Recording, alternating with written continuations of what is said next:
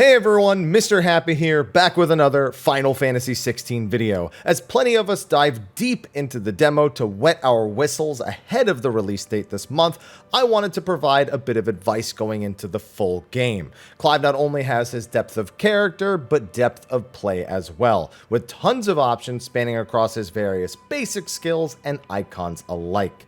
This video is meant to get you familiar with skills from the demo, their upgrades, and some bonus advice on how to deal with certain types of attacks, enemies, and more. So, let's get started. So here we have Clive's ability tree. By defeating enemies, you earn AP, which can then be spent to unlock new skills and upgrades for them. Keep in mind you can reset your skill tree at any point. You can even lock some skills you know you want to keep upgrades for and only reset the unlocked ones, or just reset them one at a time. I'd probably lock most of those center nodes since those skills are essential to Clive's gameplay. Now what you see here is what is available in the demo, but as we unlock more icons and progress the story, the options will continue to open up. Hovering over any node provides you with a skill name, a brief description, and even a video example. There are also 2 meters designated by stars, 5 stars being the maximum. The sword symbol indicates the amount of damage this attack will deal to the enemy, while the second symbol indicates how much will damage Clive will deal. Now, the higher your rating in will damage, the more damage Clive will do to the enemy stagger bar.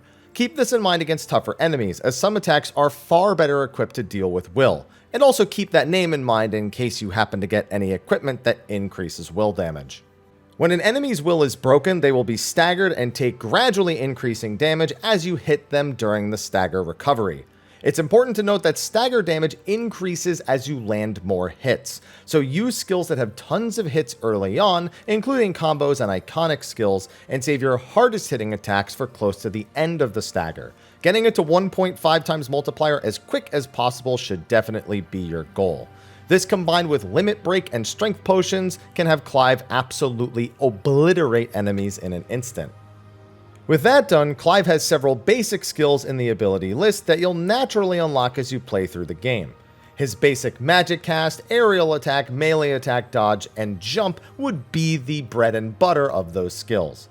You'll then want to combine these with Clive's various upgrades and iconic abilities in order to make the most use out of them. Now, while these skills cannot be upgraded or improved directly, pressing triangle reveals their battle techniques. This is something you'll want to keep in mind for later in the game, as these are basically mini combo achievements that you obtain for using attacks in certain ways. The game specifically notes that battle techniques provide bonus points in the arcade mode, which does have online leaderboards for the game's full release. While we don't know how the calculations are done, keep this in mind for when you get around to the mode and look to achieve those techniques as often as possible. One special thing to note from the melee and aerial attack nodes are mentions of a timed parry. Clive can parry enemies by striking them at the same moment they strike him. Specifically, an attack frame of your sword needs to meet the attack frame of the enemy's melee attack. So usually there's some wiggle room to make this happen, and it can change with things like distance from the boss, which will change where their attack frames are. Performing a parry instantly breaks the enemy's stance, slows down time, and gives you a short period with which to counterattack. Any attacks you land during this short time frame will also have their damage increased, noted by the golden numbers that pop up instead of the usual white numbers. This has a great many uses. Most commonly, you might trigger it when dealing with random enemies on occasion and then just simply punish it. But with practice, you can use it to shut down dangerous enemy attacks and keep pressure up non-stop. It works on both small and large enemies as well as bosses. My favorite thing to do is time attacks on enemy dashes as they're charging at me, because, well, I just don't want to dodge to the side. Bear in mind that not everything can be parried. Projectiles and magic imbued attacks will break through, and some charges from enemies, specifically one of the early bosses in the game, the Malboro or the Morbol, will go right through it. So expect to experiment a bit to find parry windows on all the enemies and bosses you encounter. Now let's cover the 2 skills to the left and right of these basics. On the left, we have the Magic Burst skill. This allows Clive to weave a magical attack in between all of his sword strikes, greatly increasing DPS and will damage. This is honestly something you need to practice as quickly as possible, as magic bursting so greatly increases your maximum capacity that you are losing out on a lot if you don't practice this early on. There are also times when the magic burst can have slightly different properties. For example, performing a magic burst between most of your basic attacks won't really do a whole lot, but performing it after the final hit in a melee combo will usually launch enemies back or into the ground depending on whether you're performing a melee or aerial combo. You can also perform magic bursts after other basic swordplay skills. You can also perform magic bursts after other sword skills that Clive has other than his basic attacks, which you'll hear me mention periodically throughout the video. Just try to get in the habit of it, and if you're struggling with the timing, upgrading your magic burst will increase the timing window you have to execute it, so you can make it a lot easier on yourself. On the other side is precision dodge. This allows Clive to make significant distance during his dodge animation so long as he times it well.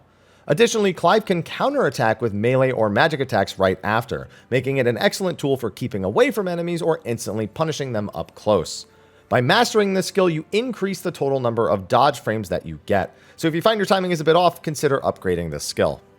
Next is lunge. This sends Clive forward a decent distance to do a stabbing attack, making for an alternate gap closer. You can also use it to extend Clive's combo after a basic 4-hit melee attack, and even follow this up with a magic burst, which will knock enemies back even further. This attack is a great alternative to the Phoenix Shift, so it becomes essential to builds not utilizing that icon. Upgrading the skill will cause Clive to lunge significantly further, and also increase the damage it deals based on distance. The distance is so massive, so again, be sure to grab this if you want an alternative to the upgraded Phoenix Shift. This attack can also parry, though I don't personally prefer it. You can get good at it and be better at it than me, just a personal opinion in that one. Down thrust is an aerial attack that has Clive slam his blade directly down to the ground. This attack hits more times when used from higher up, though this is mostly effective on enemies you have air juggled or very large enemies that will take every hit regardless. It's recommended to use this as a finisher out of the air, bringing an enemy down after you're done juggling them and then potentially following up with an iconic skill. You can also use it to instantly slam down on enemies below you in general, and once again can be followed up with a magic burst. Upgrading down thrust causes it to deal more damage and increases the range of the slam at the end. If you perform it from high enough, it will become extreme down thrust and perform a massive explosion when you hit the ground. Use aerial skills to get enemies high up, then slam down for massive damage and knock them away and any other unfortunates that are beneath you. Once again, this attack can parry and actually has a lot of attack frames for doing so, since the blade has so many attack frames the entire way down. Burning Blade allows Clive to empower his sword by holding down the melee attack button. This increases the damage and improves the attack's properties, making it more versatile. On the ground, Burning Blade will have Clive slam his sword forward, knocking enemies up and away. In the air, Clive will perform an upward swing, lifting enemies into the air. This attack can be charged while performing iconic skills, so you'll usually want to chain them together to keep the enemy off balance. Mastering this skill greatly decreases the charge time as well. You can almost instantly charge it between sword swings, allowing Clive to more easily utilize the properties for combo extensions or damage. This attack can also parry, and I quite like the aerial Burning Blade for this in particular, though I kind of overuse the aerial Burning Blade in general. Next is your Taunt. This causes enemies to target Clive as opposed to Torgal or any AI allies, and will cause them to instantly go for an attack. Great for forcing them to attack you to trigger counters, but also just makes you feel more badass. It unfortunately doesn't work on a lot of bosses, but hey, you'll still look cool. Swift Recovery allows Clive to press the dodge button to quickly get back to his feet after being knocked down. Not only does this make getting back into the action quicker, but Clive actually does a small AoE sword attack when he triggers this. This attack can even parry if you're lucky enough, though I haven't done that ever. Mastering this skill reduces the distance you are knocked back and improves the knockdown recovery by 50%. Stomp allows you to kick off an enemy mid-air. Doing so has a large number of benefits. The most basic use is navigating larger enemies by jumping off of them to not only continue combos safely, but just to get out of the way of attacks as an alternative to pressing R1 or whatever your dodge button is. More advanced will have you using it to extend aerial combos greatly, either keeping up on larger enemies or juggling smaller opponents in the air. Stomping off smaller enemies will lightly boost them into the air to help with the combo extension. This also helps get you higher into the air for attacks such as down thrust to trigger the bigger effects. You can use this to great effect on larger enemies or just to style on the smaller ones. Launch them, do 2 aerial attacks, stomp 2 aerial attacks, stomp 2 aerial attacks, Garuda's Wicked Wheel into Titan's Upheaval or down thrust. This is a very simple but incredibly effective combo that you'll probably feel really good to master once you've gotten it.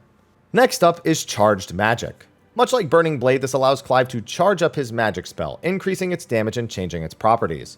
This can be used to launch enemies away from Clive or send them further upward depending on their size or position. It can also be used as a simple keep-away tool, as Clive naturally jumps back when firing a charged magic shot. Using it during boss attacks you feel less comfortable with, breaking guards, quickly making some distance between you and an enemy, or just following up on combos with a powerful finisher or combo extension.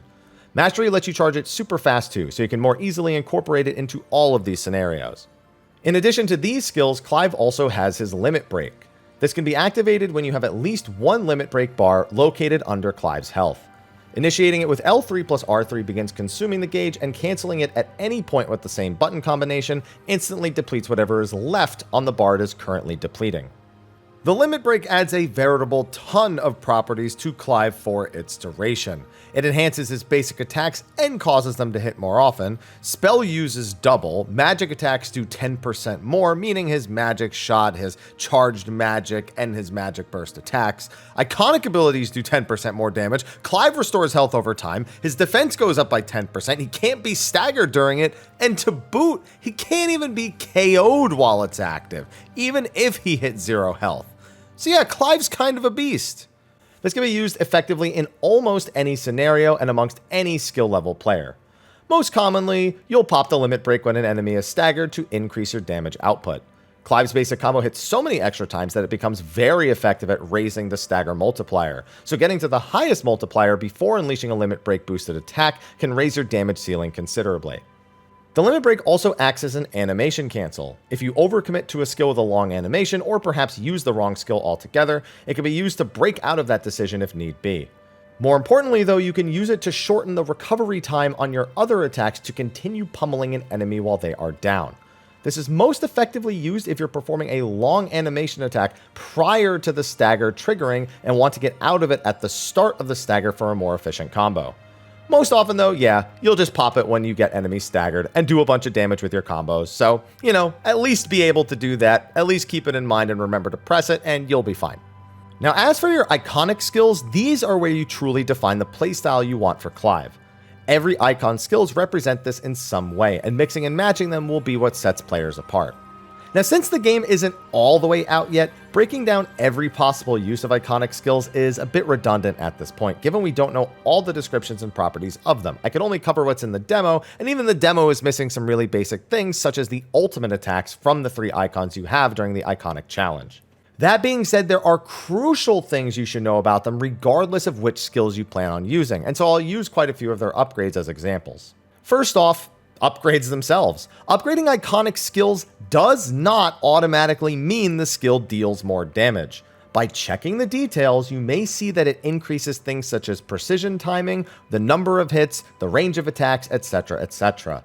You may find that the base level of a skill is sufficient for your needs, even if 2 skills do the exact same thing with an upgrade, and maybe your points would be better spent somewhere else. For example, Rising Flames and Scarlet Cyclone both increase the number of hits these attacks deal when upgraded. While that sounds like a damage increase, and it is, it goes a bit deeper than that.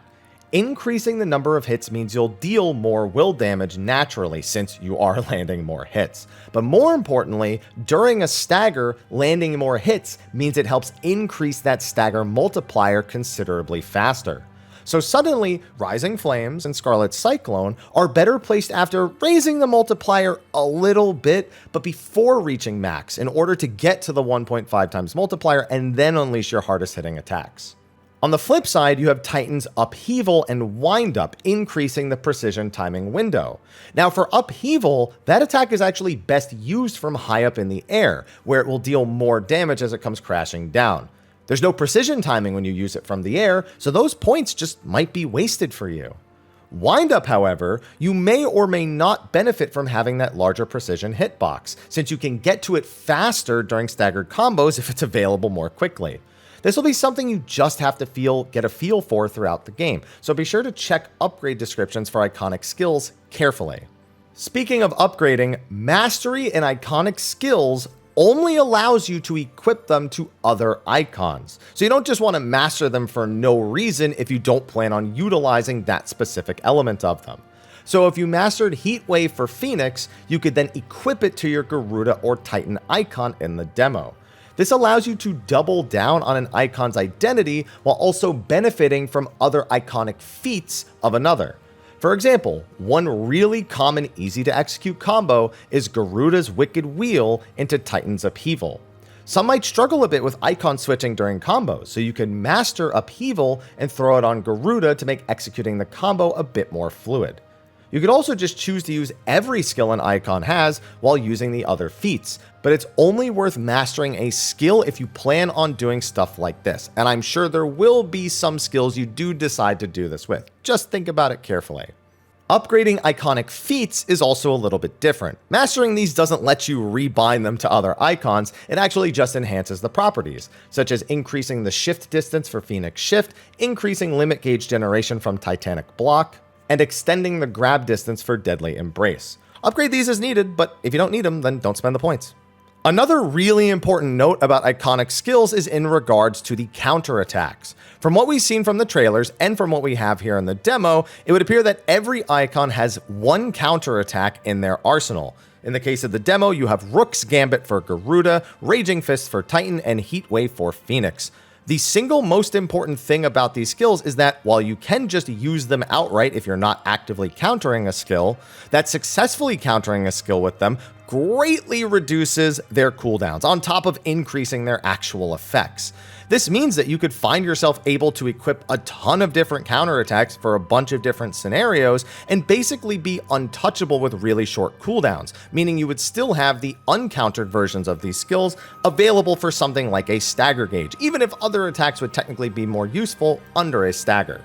My favorite of the counters is definitely Heat Wave, which dispels projectiles and then just fires a bunch of swords back at the opponent. Not to mention that it kind of stops time. You still have to be a little careful about using it because after time resumes, if they have an attack underway, you will still take it to the face, as I've learned the hard way. But either way, I find it so satisfying to simply bring a bunch of counters on Clive and just make use of those more than anything else.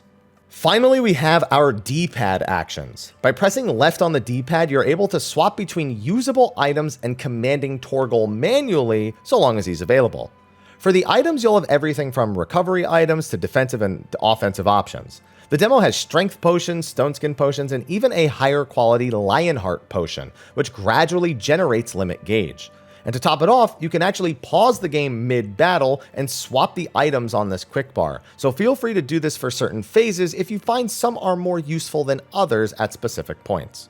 But my favorite thing to master has actually been Torgal.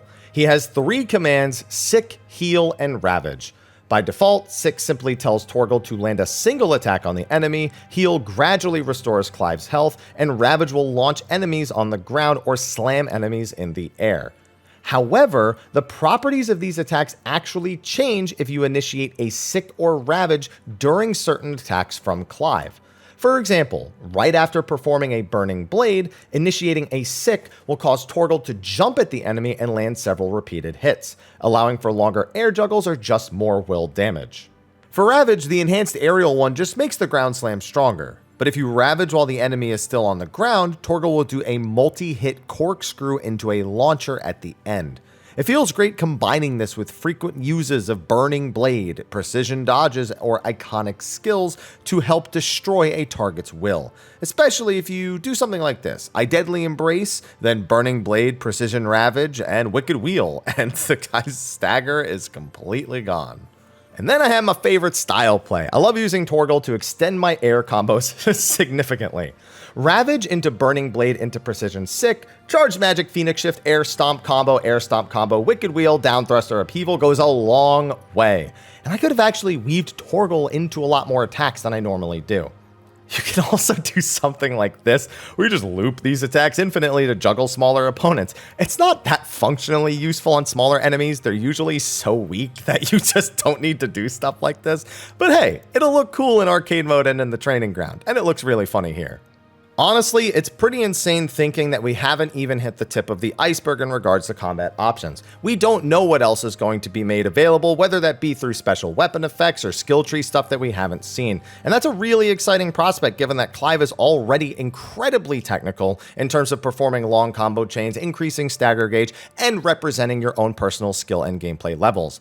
And honestly, if all of this seems intimidating to you, don't let it be. It's a lot of options and it's a lot of stuff you can learn if you're striving to play the game at that higher level. But that doesn't mean that you have to. Plenty of people are getting by just learning some of the basics, using their iconic skills in a somewhat intelligent way, and just focusing on the smaller elements that they can digest and understand. That's perfectly reasonable, and the game is built to allow you to do that. All of this stuff is really for people like me, and I don't want all of these options to discourage you from just finding your own fun. It's more important than anything else, and like I said, the game has been built for that from the ground up. So I highly encourage you to just ignore all this stuff if it intimidates you, if it scares you, and just focus on having fun, because you can always equip the timely accessories. You can always just make use of really basic things, and you will guaranteed still get through the game in no time at all. But anyway, that's going to be a wrap for my combat guide to Final Fantasy XVI, at least based on the demo so far. We'll probably revisit this as the game releases, and I plan on doing a ton of videos, so be sure to subscribe and check all of that out when the time comes. Anyway, I'll see all of you in the next one, and until then, take care.